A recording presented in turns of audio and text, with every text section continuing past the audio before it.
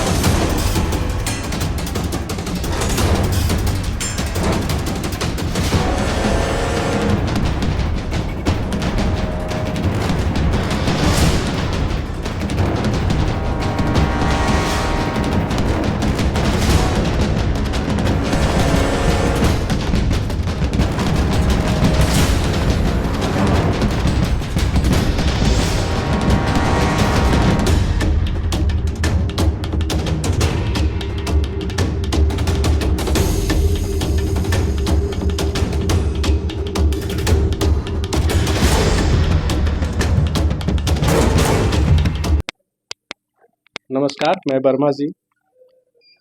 आज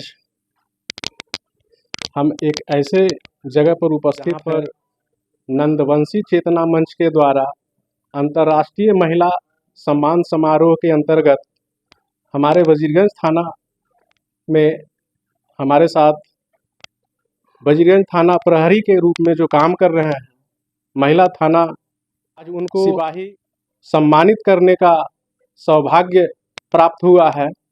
और इसी क्रम में हमें भी सौभाग्य मिला कि इस सम्मान समारोह में उपस्थित होकर इस चित्र को आप लोग के सामने दिखाएं और दर्शाएं, बताएं। वजीरगंज थाना के जेएसआई माला कुमारी जी हैं, उनसे हम आपको रूबरू कराते हैं और इस सम्मान समारोह के बारे में आप लोग से बात कराते हैं और परिचय करवाते हैं।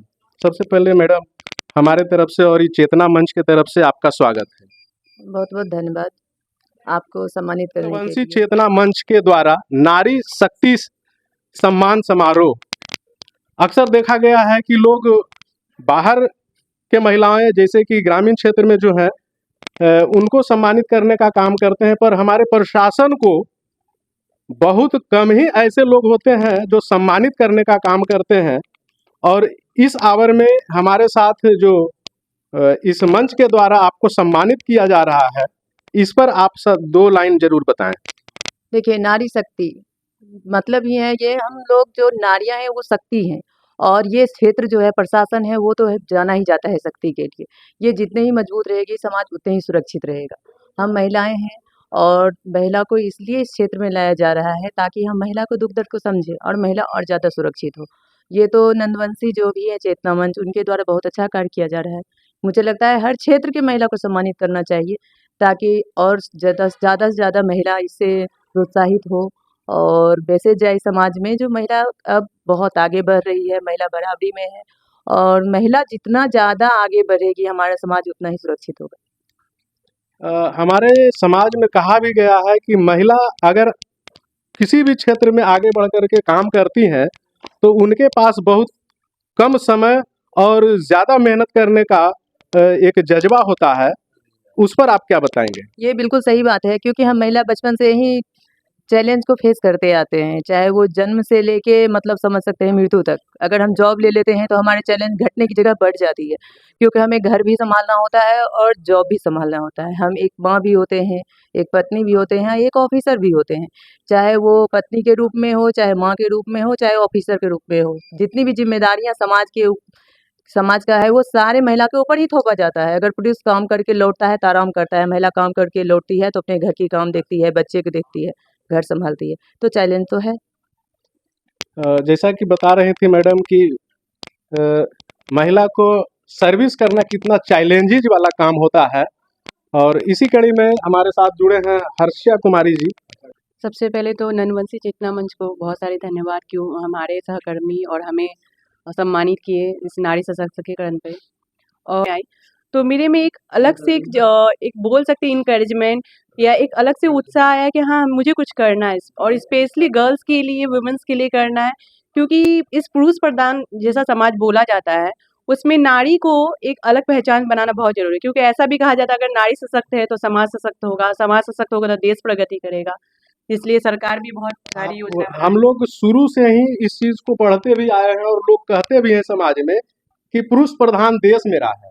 इस पुरुष प्रधान देश में आप महिला होकर के इस तरह का सर्विस, आपके साथ क्या चैलेंजेस है?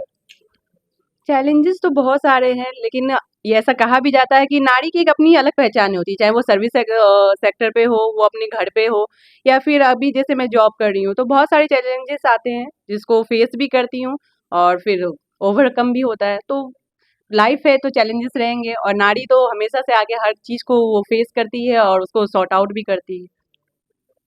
तो जैसा कि मैडम बताएं कि कितना चैलेंजिंग वाला काम होता है, और इसी कड़ी में जो है हमारे साथ और भी सिपाही हैं कुछ, उनसे हम बात करते हैं। मैं रेणु कुमारी हूँ, गिरिराज है। नारी एक शक्ति है, अगर नारी ना रहे तो कुछ भी नहीं हो सकता है नारी बिना। नारी लोग ऐसा माना गया है कि नारी जो है वो घर का लक्ष्मी है, या कहीं भी वो है तो वहाँ पे सुरक्षित है, उसके बिना कहीं भी कुछ नहीं हो सकता है। कविता कुमारी, आप किस पद पर हैं? सिपाही पद आपका क्या सिपाही के पद पर है। है? आप इस पद पर आने के लिए कितना कष्ट और क्या मतलब कि चैलेंजेस आपके साथ आई थी? बहुत सारे चैलेंज और कष्ट हुए हैं। अभी आप जो सर्विस कर रहे हैं उस आवर में आप क्या मतलब कि सर्विस करते हुए फील कर रहे हैं?